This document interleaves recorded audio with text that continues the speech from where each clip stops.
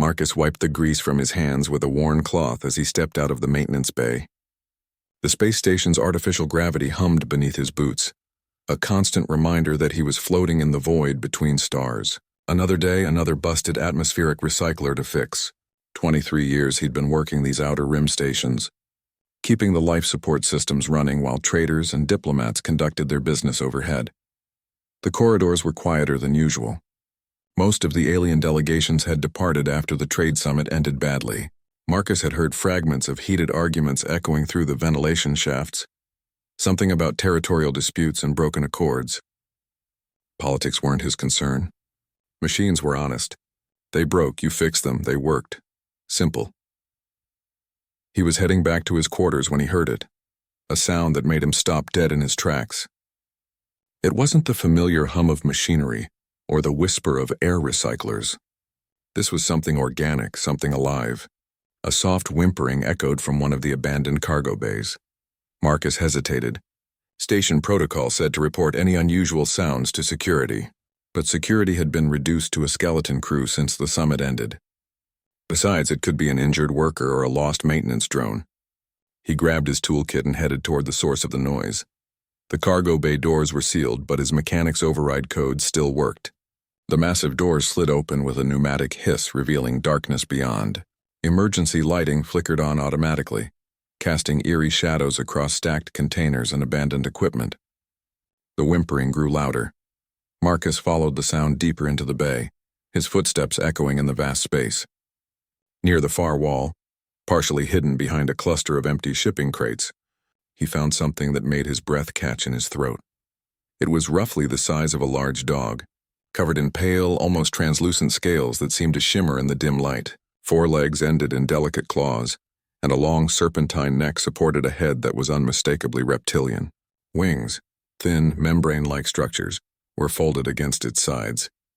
But what struck Marcus most were its eyes, large, intelligent, and filled with an unmistakable expression of abandonment and fear. The creature was clearly young, probably just hatched. Its scales had an almost albino quality, lacking the vibrant colors Marcus had seen in holovids of the great dragons that supposedly lived in the core worlds. This one looked sickly, different, wrong somehow. Around the creature lay the remnants of what appeared to be a hastily constructed nest. Alien fabrics and materials had been woven together, but now they were scattered and torn. Food containers, empty, were scattered nearby. Someone had been caring for this creature, but they were gone now. The baby dragon noticed Marcus and let out a pitiful cry, a sound that seemed to bypass his rational mind and strike directly at his heart. It tried to move toward him but stumbled, clearly weak from hunger and abandonment. Marcus found himself kneeling beside the creature before he fully realized what he was doing. Up close he could see that despite its unusual coloring, it was magnificent. The scales weren't just pale. They had an opalescent quality that caught and reflected light in subtle ways. The creature's breathing was labored, and its eyes had the glazed look of dehydration. "Hey there, little one," Marcus whispered, surprised at the gentleness in his own voice. "Where's your family?" The dragon, because that's what it had to be despite being unlike any dragon he'd seen in the databases, tried to respond.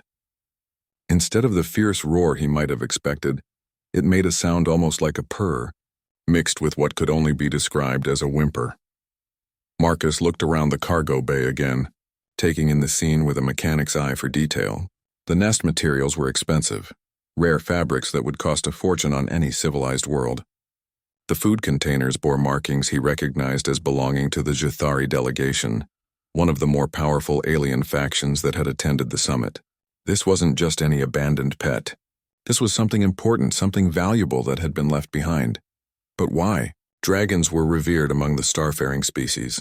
They were symbols of power, wisdom, and ancient knowledge. To abandon one would be unthinkable unless Marcus studied the creature's unusual coloring again. In many alien cultures he knew, genetic anomalies were considered bad omens. An albino dragon might be seen as cursed, defective, shameful, the kind of thing a prideful delegation might abandon, rather than take home as evidence of their bloodline's imperfection. The baby dragon made another weak sound and tried to crawl closer to Marcus. Its movements were unsteady and he could see that it was dying.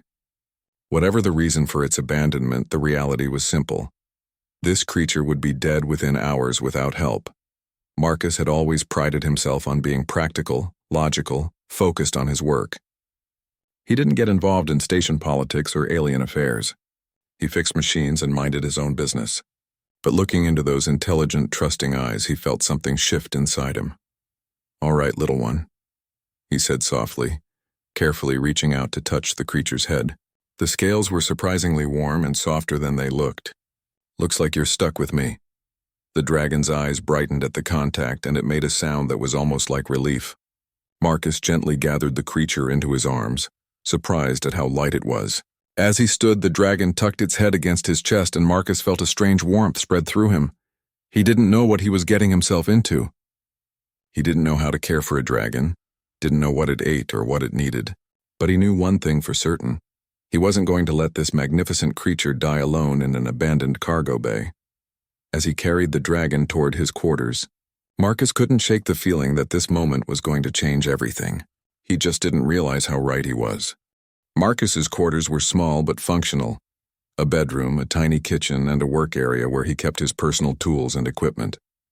He'd converted part of the space into a mini workshop over the years, complete with diagnostic equipment and spare parts. Now, as he gently placed the weakened dragon on his bed, he realized his mechanical expertise might not be enough for this challenge.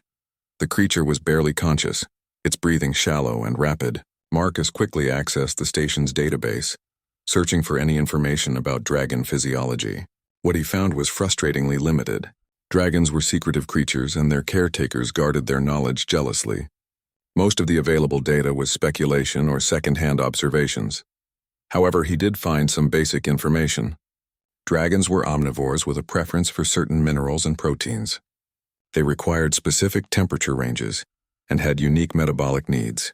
The young ones, especially, needed frequent feeding and constant warmth. Marcus rummaged through his food supplies looking for anything that might be suitable.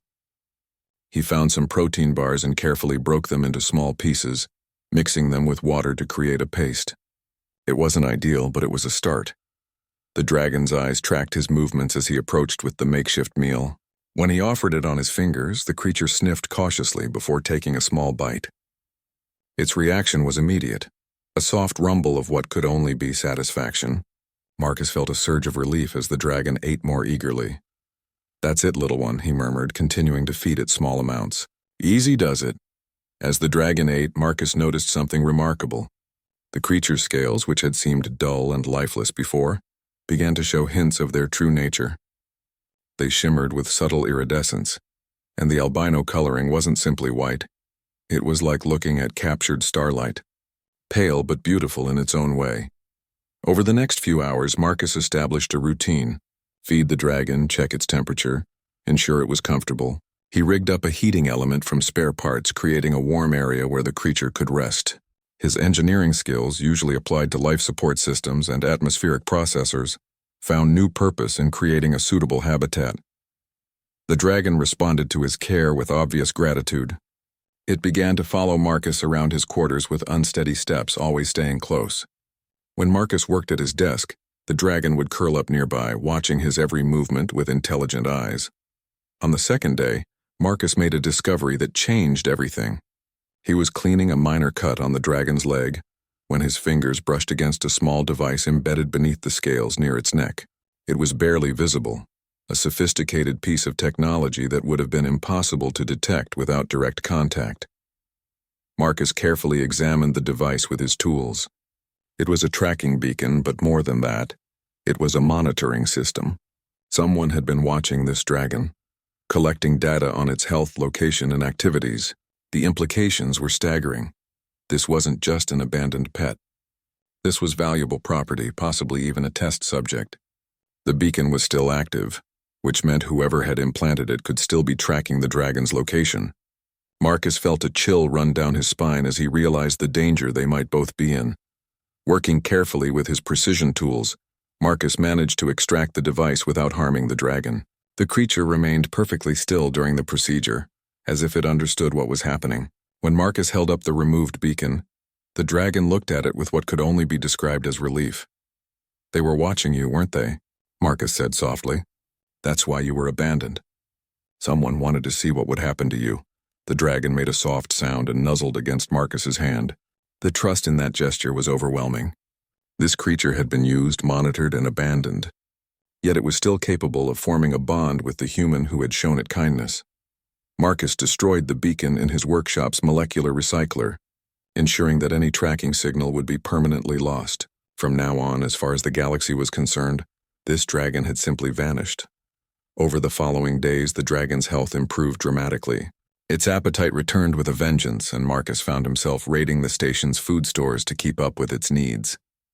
The creature had a particular fondness for certain metals and minerals, which Marcus provided by grinding up spare components and mixing them into its food. The dragon also began to show signs of its true intelligence. It learned to recognize Marcus's voice and respond to simple commands. It seemed to understand when Marcus was working and would settle quietly nearby. Most remarkably, it began to demonstrate problem-solving abilities that far exceeded what Marcus had expected.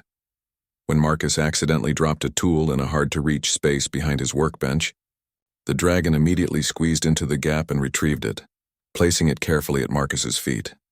When the quarters became too warm, the dragon figured out how to adjust the environmental controls using its claws. It was learning, adapting, growing stronger every day. But perhaps the most significant development was the bond that was forming between them. Marcus found himself talking to the dragon as he worked, explaining what he was doing and why. The creature listened with obvious attention, its head tilted in concentration. Sometimes Marcus could swear it understood not just his words but his intentions. The dragon began to sleep curled up next to Marcus's bed, and its presence became a source of comfort. For years, Marcus had lived alone, focused entirely on his work. Now he found himself looking forward to returning to his quarters, to the soft rumble of greeting that the dragon made when he arrived. Marcus started calling the dragon Echo, partly because of the way its calls reverberated through the quarters, but mostly because it seemed to reflect back everything good that Marcus put into caring for it. The name seemed to fit, and the dragon responded to it immediately. As Echo grew stronger and more active, Marcus began to worry about discovery. A dragon, even a small one, was not something that could remain hidden indefinitely. The station had regular inspections, and Echo's distinctive calls were becoming louder and more frequent. It was only a matter of time before someone noticed. Marcus knew he would have to make a decision soon. He could try to find Echo's original owners, return the dragon to whatever fate awaited it. He could report the discovery to station authorities and let them handle the situation. Or he could do something that would change both their lives forever. Looking at Echo, who was contentedly chewing on a piece of rare metal Marcus had provided, the choice seemed obvious. This dragon had been abandoned, monitored, and treated as an object. But with Marcus, Echo was becoming something more. A companion, a friend, perhaps even family. Whatever came next, Marcus was determined that Echo would never be abandoned again. 3 weeks had passed since Marcus found Echo, and the dragon had grown considerably. What had started as a creature the size of a large dog was now closer to the size of a small pony. Echo's appetite had increased proportionally, and Marcus was running out of ways to discreetly acquire the specialized foods and minerals the dragon needed. More concerning was Echo's developing vocal range. The soft whimpers and purrs had evolved into a variety of sounds, clicks, trills, and occasional roars that Echo seemed unable to fully control. The quarter's sound dampening was adequate for normal human activities, but not designed to contain the vocalizations of a growing dragon. Marcus had become paranoid about discovery. He timed his food runs to avoid the busiest corridors, used his override codes to access restricted areas where he could scavenge materials, and had even started sleeping in shifts to monitor Echo during the station's night cycle when the dragon seemed most active. The breaking point came on a Tuesday morning when Echo, excited by Marcus's return from a particularly long maintenance shift, let out a triumphant roar that echoed through the entire residential section. Marcus watched in horror as his neighbor's door chimed. Someone was asking questions. "Everything all right in there, Marcus?" came the voice of Dr. Sarah Chen, the station's xenobiologist. "I could have sworn I heard something unusual." Marcus's mind raced. Dr. Chen was one of the few people on the station qualified to recognize what Echo was. And she was persistent when it came to anything involving alien life forms. He couldn't just ignore her. "Just testing some new audio equipment," Marcus called back, hoping his voice sounded normal. "Sorry if it was too loud." There was a pause. "That didn't sound like any audio equipment I've heard. Mind if I take a look? I'm actually quite interested in acoustic technologies." Echo, sensing Marcus's distress, had gone completely silent. The dragon seemed to understand that discovery meant danger, and it pressed itself low against the floor, making itself as small as possible. Marcus had no choice. If he refused Dr. Chen entry, she would become suspicious and might involve security. If he let her in, she would immediately recognize Echo for what it was. Either way, his secret was about to be exposed. "Give me just a minute to tidy up," Marcus called out, buying himself time to think. He looked at Echo, who was watching him with those intelligent eyes. In that moment, Marcus realized that his options had run out. He couldn't hide Echo forever, and the dragon deserved better than a life spent cowering in small quarters. Maybe it was time to trust someone. Dr. Chen was a good person. Marcus had worked with her before on environmental systems that affected the station's small xenobiology lab. She was ethical, curious, and had a reputation for protecting the creatures in her care. If anyone could be trusted with Echo's secret, it might be her. Marcus made his decision. "Actually, Dr. Chen," he said, opening the door, "there's something I think you need to see." Dr. Chen stepped into the quarters, her expression curious but professional. She was a compact woman in her 40s with graying hair and the kind of observant eyes that missed nothing. Her gaze swept the room, taking in the improvised heating elements, the modified food dispensers, and the various pieces of equipment Marcus had jury-rigged. Then she saw Echo.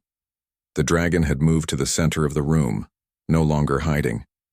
It stood with a dignity that seemed beyond its age, head held high, wings slightly spread in what Marcus had learned was a defensive posture. The pale scales caught the light beautifully, creating an almost ethereal effect. Dr. Chen's eyes widened, and she took an involuntary step backward. "Marcus," she whispered, "please tell me that's not what I think it is." "It's a dragon," Marcus said simply. "I found it abandoned in Cargo Bay 7 about 3 weeks ago." "A dragon?" Dr. Chen's voice was faint. "An actual dragon? Do you have any idea what this means?" Dragons are protected under about 17 different interstellar treaties. Possession of one without proper authorization is a capital offense in most systems. Echo tilted its head at Dr. Chen, studying her with obvious intelligence. Then, to Marcus's surprise, the dragon took a step forward and made a soft musical sound, almost like a greeting. Dr. Chen's professional instincts overcame her shock. She slowly knelt down, extending her hand palm up in the universal gesture of peaceful intent. "Hello there, beautiful," she said softly. "Aren't you magnificent?" Echo approached cautiously, sniffing at Dr. Chen's hand before allowing her to touch its snout. The dragon's eyes half closed in pleasure at the contact, and it made that soft purring sound Marcus had grown to love. "It's so young," Dr. Chen murmured, running her hands gently over Echo's scales, probably less than 6 months old. "But look at this coloring. I've never seen anything like it. It's not just albinism, is it? These scales have an almost prismatic quality." Marcus nodded. "That's what I thought. The albino thing might be why it was abandoned. I found tracking equipment implanted in its neck." Dr. Chen's expression darkened. "Tracking equipment? Show me." Marcus produced the device he had removed from Echo. Dr. Chen examined it with professional interest, her frown deepening as she identified its components. "This is military-grade surveillance tech," she said grimly. Whoever was monitoring this dragon wasn't just tracking its location. They were recording biometric data, stress responses, developmental patterns. This little one was being studied. Studied for what? I don't know, but nothing good. Dragons are incredibly rare, and their genetic material is valuable for all sorts of research. An albino variant would be even more prized by certain parties. Dr. Chen looked up at Marcus. "You probably saved its life by removing this." Echo had settled down beside Dr. Chen, clearly enjoying the attention from someone who understood its nature. The dragon's contentment was obvious, and Marcus felt a surge of protectiveness. "So what do we do now?" Marcus asked. Dr. Chen was quiet for a long moment, studying Echo with scientific fascination and obvious affection. When she spoke, her voice was determined. We protect it, she said. I don't know who was conducting this research or why they abandoned their subject, but I'm not about to let this beautiful creature become a lab specimen again. Marcus felt a wave of relief. You'll help? More than that. I'm going to make this official. Dr. Chen stood up, her mind clearly racing through possibilities. The station's charter allows for the protection of endangered species found in our jurisdiction. I can classify this dragon as a rescued creature under my care, which gives us legal standing to protect it. But won't that attract attention? Some, yes. But it's better than trying to hide it until someone less sympathetic discovers it. At least this way we control the narrative. Dr. Chen smiled at Echo, who was now sprawled comfortably on the floor. Besides, I have a feeling this little one is going to be worth all the trouble. Echo raised its head and looked between Marcus and Dr. Chen, as if understanding that its fate was being decided. The dragon's expression was alert but trusting, and Marcus realized that Echo had accepted Dr. Chen as part of its small family. For the first time in weeks, Marcus felt hopeful. Echo would no longer have to hide, and with Dr. Chen's expertise, the dragon would receive proper care. But more importantly, Echo would have people who genuinely cared about its welfare, not its value as a research subject. The future was uncertain, but at least now they would face it together. Dr. Chen worked quickly to establish Echo's legal status as a protected specimen under the station's scientific charter. Within 48 hours, she had filed all the necessary paperwork and established a proper habitat in an expanded section of her xenobiology lab. The transformation was remarkable. What had been a cramped storage area became a spacious environment with proper temperature control, specialized feeding stations, and even a small pool for bathing. Echo adapted to the new surroundings with obvious delight. The dragon had room to spread its wings fully for the first time since Marcus had found it. And the joy on Echo's face as it experimentally flapped them was unmistakable. Dr. Chen had also installed various enrichment devices, puzzles, climbing structures, and interactive feeders that challenged Echo's growing intelligence. Marcus visited every day after his shifts, and the bond between him and Echo remained strong. The dragon would rush to greet him, wrapping its long neck around his shoulders in what had become their customary embrace. Dr. Chen noted with scientific interest that Echo's emotional responses to Marcus were distinctly different from its reactions to other people, including herself. Dragons are known to form intense bonds with specific individuals, she explained to Marcus one evening, as they watched Echo solve a complex mechanical puzzle. In the wild, young dragons typically bond with their parents or an adoptive adult. Echo has clearly chosen you as its parental figure. Marcus felt a warmth spread through his chest at those words. Over the past month, he had come to think of Echo as family, but hearing it described in such terms made it feel more real, more permanent. The peaceful routine was shattered 3 weeks later when Station Commander Torres summoned both Marcus and Dr. Chen to her office. The commander was a stern woman who ran the station with military efficiency, and her expression was particularly grave as they entered. "We have a problem," she said without preamble. "I've been contacted by representatives of the Zuthari Empire. They're claiming that you're harboring stolen property, specifically a dragon that was allegedly taken from one of their ships." Marcus felt his blood run cold. The Zuthari were the delegation that had abandoned Echo in the first place, and their tracking beacon had proven their involvement. But now they were claiming theft? "Commander," Dr. Chen said carefully, "we followed proper protocols for rescuing an abandoned creature. All documentation has been filed according to station regulations. I'm aware of your paperwork, Doctor. However, the Zuthari are producing evidence that the dragon was temporarily stored on the station during the trade summit for safekeeping, and that it was stolen from their designated storage area." "That's a lie," Marcus said, his voice harder than he'd intended. "I found Echo abandoned and dying in an empty cargo bay. There was no indication it belonged to anyone." Commander Torres studied Marcus's face. "Echo? That's what I named the dragon. It was barely alive when I found it. The Zuthari claim the creature is valuable breeding stock specially developed for research purposes. They're demanding its immediate return and threatening diplomatic consequences if we refuse." Dr. Chen leaned forward in her chair. "Commander, with respect, I've examined this dragon extensively. It shows clear signs of neglect and abandonment. Furthermore, We removed sophisticated surveillance equipment from its body, equipment that suggests it was being used for unauthorized research. Can you prove this? I have the device, complete documentation of its removal, and detailed records of the dragon's health when it was found. Marcus can provide testimony about the circumstances of discovery. Commander Torres was quiet for a long moment, weighing the situation. The Zathari are influential in this sector. If we refuse their demand, it could affect trade relations for multiple systems. Marcus felt anger building in his chest. So we're supposed to hand Echo over to people who abandoned it to die? People who were conducting illegal experiments on it? We don't know for certain that the experiments were illegal, the commander pointed out. And even if they were, our priority has to be maintaining diplomatic stability. What about our responsibility to protect innocent life? Dr. Chen asked. This creature was rescued under our jurisdiction. We have legal obligations. Legal obligations that can be overruled by diplomatic necessity, the commander replied grimly. I'm sorry, but unless you can provide definitive proof of abuse or illegal activity, I'm going to have to order the dragon's return. Marcus stood up abruptly. No, Commander Torres raised an eyebrow. Excuse me? I said no. I won't let you hand Echo over to people who will hurt it. Mr. Martinez, you're a station employee. You don't get to refuse direct orders. Then fire me. Court-martial me. Do whatever you want, but I'm not abandoning Echo. Dr. Chen placed a restraining hand on Marcus's arm, but her voice was equally determined.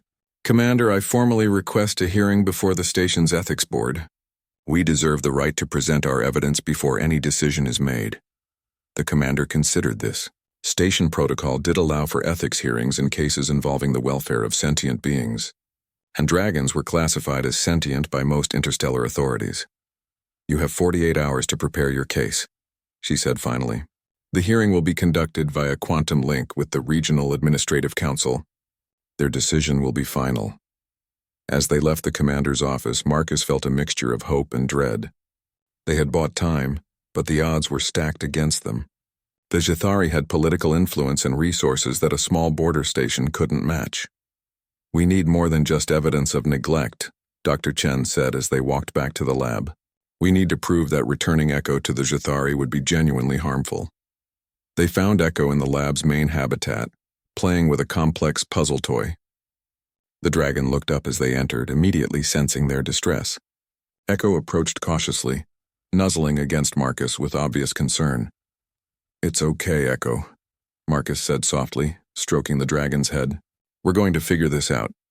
But as he looked into Echo's trusting eyes, Marcus wondered if he was making a promise he couldn't keep. The dragon had already been abandoned once. Marcus was determined to ensure it never happened again, even if it meant sacrificing everything he had built on the station. Dr. Chen was already at her workstation, pulling up research files and legal precedents. There has to be something, she muttered. Some regulation or treaty provision that protects Echo.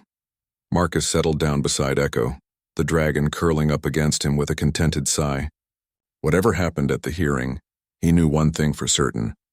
He would never willingly let Echo be taken back to a life of experiments and abandonment. The fight for Echo's freedom was just beginning. The next 48 hours passed in a blur of preparation. Dr. Chen worked tirelessly to compile evidence, documenting every aspect of Echo's condition when found, the circumstances of discovery, and the implications of the surveillance device. Marcus provided detailed testimony about finding Echo abandoned and near death in the cargo bay.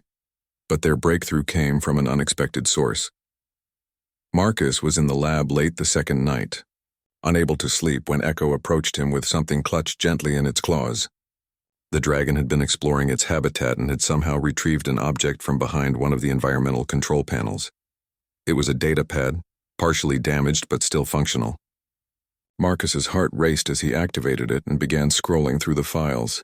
The device belonged to Dr. Kethvar, a Zathari researcher who had been part of the trade delegation. The files were devastating.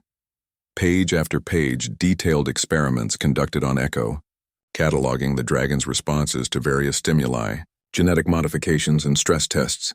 The research was clearly focused on weaponizing dragon abilities, their natural telepathic resistance, their unique metabolic processes, and their emotional bonding capabilities.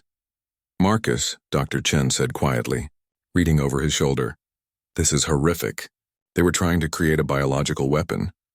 The files revealed that Echo's albino coloring wasn't natural at all. It was the result of genetic tampering designed to enhance certain neural pathways while suppressing others. The experiments had been largely unsuccessful, producing a dragon that was emotionally compromised and unsuitable for military applications, but the most damning evidence was in the final entries.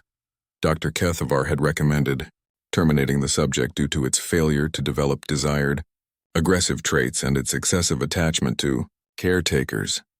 The dragon had been scheduled for disposal, but the sudden end of the trade summit had forced them to abandon their plans. They weren't just going to abandon Echo, Marcus said, his voice tight with anger. They were going to kill it. Dr. Chen was already copying the files to secure storage. This changes everything.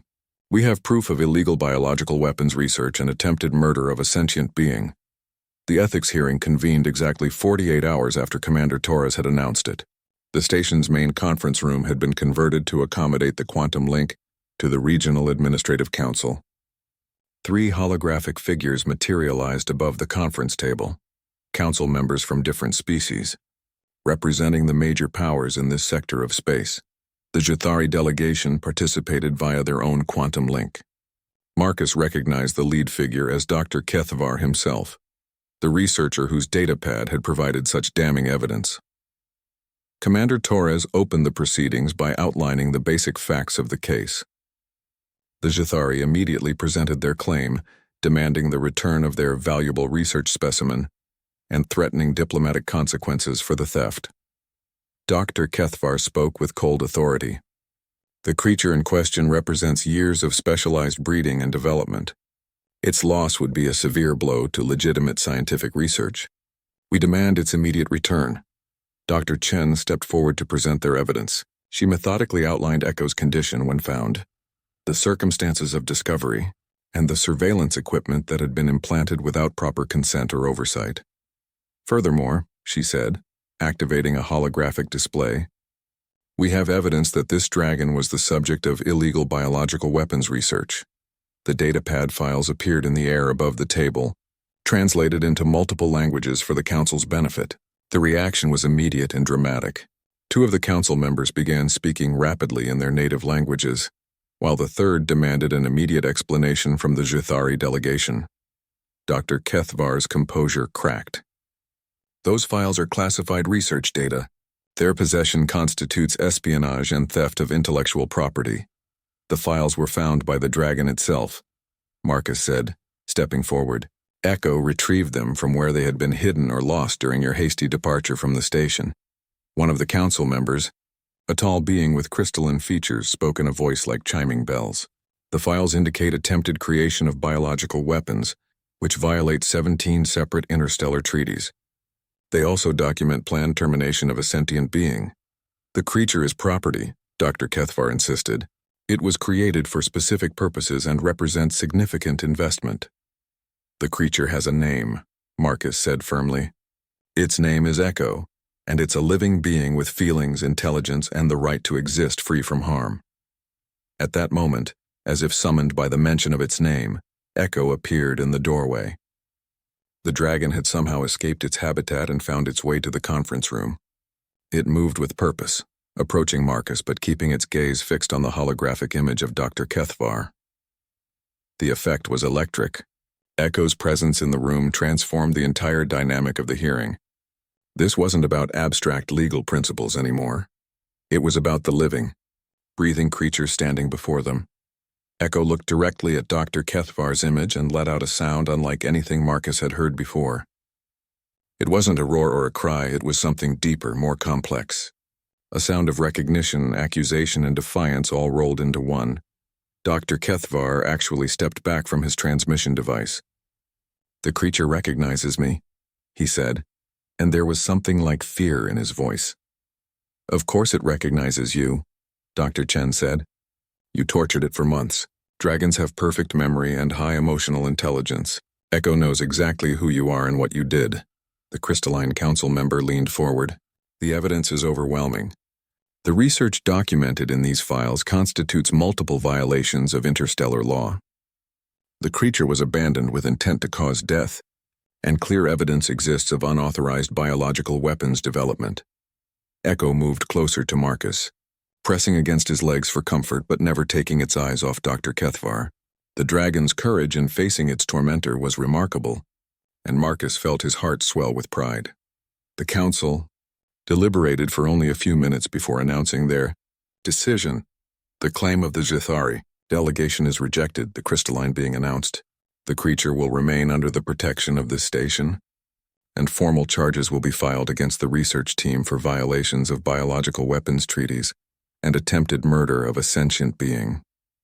Dr. Kethvar's image flickered with rage. This is not over. The Empire will not accept this decision.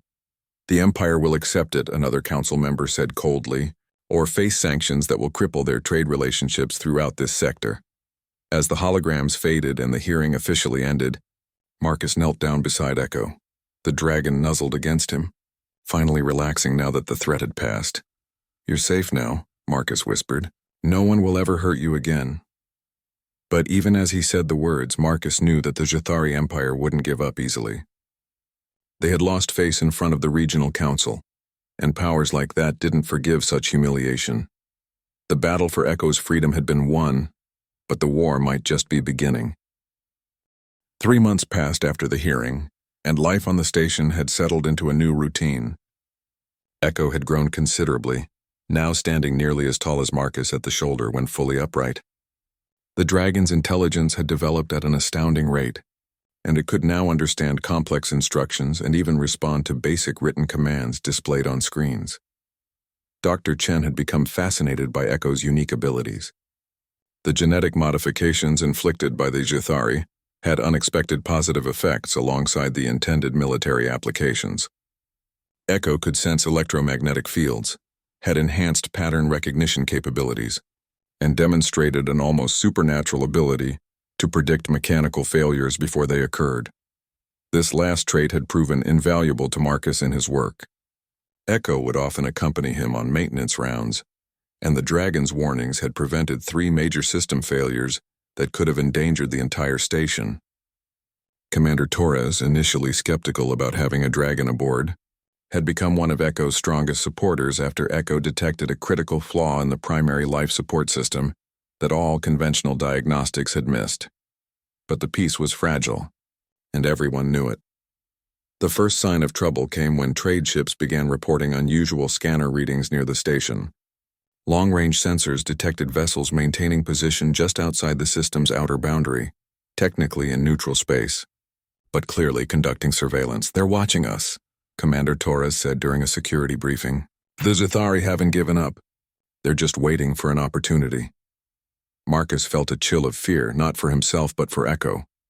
The dragon had become the heart of a small but growing community. Station personnel who had initially been nervous around Echo now sought out the dragon's company. Children visiting with their families would spend hours playing with Echo, who had an infinite patience for their games. Dr. Chen had been working on a solution to the underlying problem. "The Zithari see Echo as property because of the genetic modifications they made," she explained to Marcus. "If we could reverse or neutralize those modifications, Echo would legally be considered a natural dragon, which would give us stronger protection under preservation laws." "Is that even possible?" "Theoretically, yes, but it would require equipment and expertise we don't have here. There's a research facility on Kepler Station that specializes in genetic restoration. If we could get Echo there, the Zithari would never let us leave. The moment we tried to transport Echo off station, they'd intercept us." Dr. Chen nodded grimly. "That's the problem. We need to find another way." The solution came from an unexpected source. Captain Rodriguez of the merchant vessel Aurora's Dream had been making regular stops at the station for years. She was a tough woman with a reputation for taking on dangerous cargo runs and staying one step ahead of pirates and imperial authorities. "I might be able to help," she said when Marcus approached her privately. "I've got a cargo run to the Kepler system next week. If you could get your dragon to my ship without being detected, I could smuggle it out." "That's incredibly dangerous for you," Marcus pointed out. "If the Zithari catch you with Echo aboard, let me worry about that." I've got some tricks up my sleeve and I don't like bullies. Besides, she grinned, I've always wanted to meet a real dragon. The plan they developed was complex and risky. Marcus would use his maintenance access to modify the cargo loading systems, creating a concealed compartment in Captain Rodriguez's ship, large enough for Echo and a small life support system. The dragon would be sedated for the journey to minimize the risk of detection, but Echo had other ideas.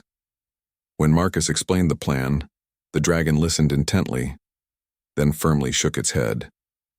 Echo had learned to communicate through a combination of gestures, expressions, and simple signs that Dr. Chen had taught it. The message was clear. Echo refused to leave without Marcus. You have to go, Marcus said, kneeling beside Echo in the lab. This is your chance for freedom. Dr. Chen will go with you to make sure the treatment works. Echo made a sound of distress and wrapped its neck around Marcus's shoulders. The dragon's emotional state was clear. It was terrified of being separated from the human who had saved its life. Dr. Chen watched the interaction with professional interest. The bond between you is stronger than I realized. Echo sees you as family. Separating you could cause severe psychological trauma. But if Echo stays here, the Zithari will eventually find a way to take it back. Maybe there's another option, Dr. Chen said thoughtfully. What if you both left? Marcus stared at her. Leave the station? I've been here for over 20 years. This is my home, my life. Is it more important than Echo's life? Than Echo's freedom? The question hit Marcus like a physical blow. He looked at Echo, who was watching him with those intelligent, trusting eyes. The dragon had already lost everything once. Its original family, its freedom, its identity. Could Marcus really ask it to face that kind of loss again? That night, Marcus lay awake thinking about Dr. Chen's words. His life on the station was comfortable, predictable, safe, but it was also lonely. Until Echo came along, he had been going through the motions of living without really experiencing joy or purpose. Echo had changed that. The dragon had brought meaning to his existence, a sense of responsibility and love that he had never experienced before. The thought of life without Echo was unbearable. By morning, Marcus had made his decision.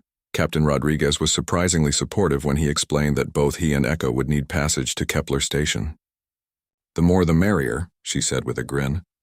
Besides, you'll need to be there to help Echo through the genetic restoration process. Dr. Chen decided to stay on the station to avoid suspicion, but she provided detailed medical files and instructions for the doctors at Kepler Station. The process should take about 2 weeks, she explained. Once it's complete, Echo will be legally protected as a natural dragon, and you'll be free to go wherever you want. The hardest part was keeping the plan secret from Echo until the last moment.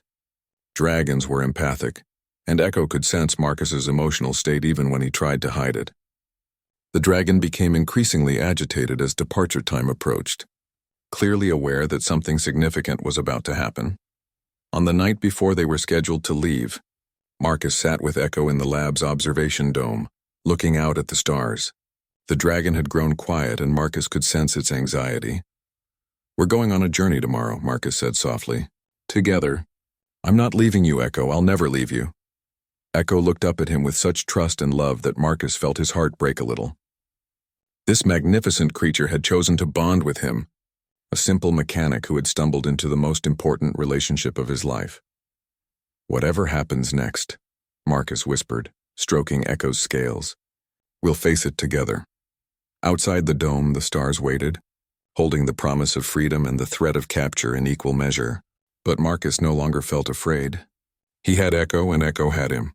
Whatever the future brought, they would meet it as family. The escape from the station went flawlessly.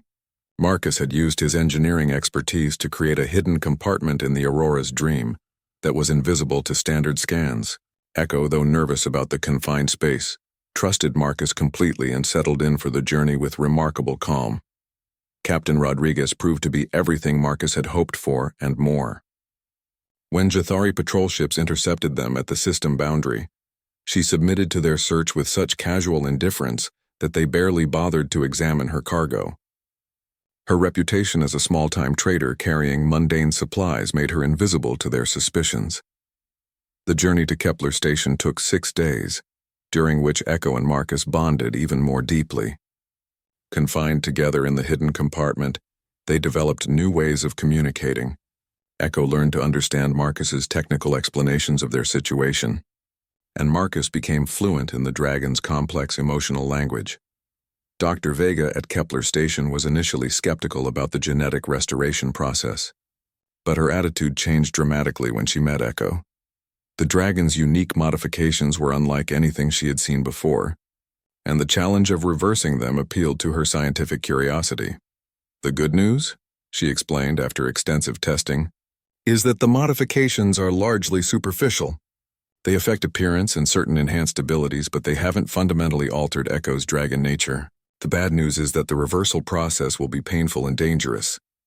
Marcus felt Echo tense beside him. The dragon understood enough of the conversation to grasp the implications. How dangerous? There's about a 15% chance of complications that could be fatal. But without the procedure, Echo will always be legally considered artificial property. The Jethari could reclaim their rights at any time. Echo made a decision that surprised everyone. The dragon approached Dr. Vega directly, and using the sign language Dr. Chen had taught it, clearly indicated its consent to the procedure. Echo understood the risks but chose freedom over safety. The genetic restoration took place over 3 weeks. Marcus never left Echo's side during the worst of it, sleeping in the medical bay and helping the doctors monitor the dragon's condition. There were moments when Echo's vital signs faltered, when the modifications fought against being removed, when Marcus feared he might lose the most important thing in his life. But Echo was stronger than anyone had imagined. The dragon's will to live, to be free, to remain with Marcus, carried it through the darkest moments of the process. When Echo finally emerged from the medical bay, the transformation was remarkable. The pale translucent scales had been replaced by deep iridescent ones that shifted between blue and green, depending on the light. The dragon had grown during the process, now standing taller than Marcus and possessing a natural grace that the modifications had somehow inhibited. But the most significant change was in Echo's eyes. Where before there had been intelligence mixed with the shadows of artificial manipulation, now there was pure dragon wisdom, ancient and profound. "It's done," Dr. Vega announced with obvious satisfaction. "Echo is now genetically identical to a natural dragon. No court in the galaxy would recognize the Jethari's claim of ownership." Marcus felt tears he hadn't realized were there streaming down his face. Echo nuzzled against him, and for the first time since they had met, the dragon spoke. Not in the clicks and purrs Marcus had grown accustomed to, but in actual words, spoken in a voice like distant thunder. "Thank you, Marcus. Thank you for saving me." The revelation that Echo could speak sent shockwaves through the scientific community at Kepler Station. Dragons were known to be intelligent, but vocal communication with other species was considered extremely rare. Dr. Vega theorized that the genetic modifications had actually suppressed Echo's natural linguistic abilities, and their removal had unlocked capabilities that had been dormant. But Marcus wasn't interested in the scientific implications. He was simply overwhelmed by the realization that Echo could now express the thoughts and feelings that had been building throughout their relationship. "I remember everything," Echo said during one of their long conversations. "The experiments, the pain, the fear that I would die alone. Then you found me and everything changed. You gave me life, Marcus. You gave me hope. You gave me purpose," Marcus replied. "Before I found you, I was just going through the motions of living. You made me understand what it means to love someone more than yourself." They talked for hours about their shared experiences, their hopes for the future, and the bond that had grown between them. Echo expressed curiosity about the wider galaxy, about other dragons, about the possibility of finding others like itself who had been victims of illegal experimentation. "There are others," Echo said with certainty. "I can sense them sometimes in my dreams. Dragons who have been taken, modified, used for purposes they were never meant for. We could help them." Marcus felt a new sense of purpose forming. His skills as an engineer, combined with Echo's abilities and knowledge, could make them formidable opponents of those who would exploit dragons for their own ends. But first, they had to decide where to go. Returning to Marcus's station was impossible. The Jethari would be watching for them. They needed a new home, a new life, somewhere they could be free. The answer came from Captain Rodriguez, who had waited at Kepler Station throughout Echo's treatment. "I've got a proposition for you both," she said. I'm expanding my operation and I could use a good engineer and a dragon with Echo's abilities. The galaxy's a big place, full of people who need help and bullies who need stopping. Marcus looked at Echo, who nodded with obvious enthusiasm. The dragon's desire for adventure and purpose was clear. What kind of operation? Marcus asked. Let's call it problem-solving with a moral compass, Rodriguez grinned. There are a lot of situations out there where conventional authorities can't or won't help. People being exploited, creatures being abused, injustices that need addressing. It sounded perfect. Marcus had spent his life fixing machines. Now he could spend it fixing problems that mattered. 6 months later, Marcus and Echo had become legends in certain circles of the galaxy. Their ship, a heavily modified vessel that Marcus had redesigned with Echo's input, was known as a sanctuary for those who had nowhere else to turn. They had rescued 3 other modified dragons, stopped a slavery ring operating in the outer territories, and helped expose a conspiracy involving illegal biological weapons research. The Jathari Empire had placed bounties on both of them, but Marcus and Echo had allies now. Other dragon rescuers, ethical scientists, and rebels who believed in justice over politics. They had become part of something larger than themselves, a movement dedicated to protecting the innocent and stopping those who would exploit them. Standing on the bridge of their ship, watching Echo communicate with a pod of space whales they had helped rescue from poachers, Marcus reflected on the journey that had brought them here. It had started with a simple act of compassion, refusing to let a creature die alone and afraid. But it had become something magnificent, a partnership that had changed both their lives. Echo turned from the view screen and looked at Marcus with those wise, ancient eyes that now sparkled with joy and purpose. Ready for the next adventure? The dragon asked. Marcus smiled, feeling more alive than he had ever thought possible. Always, my friend, always.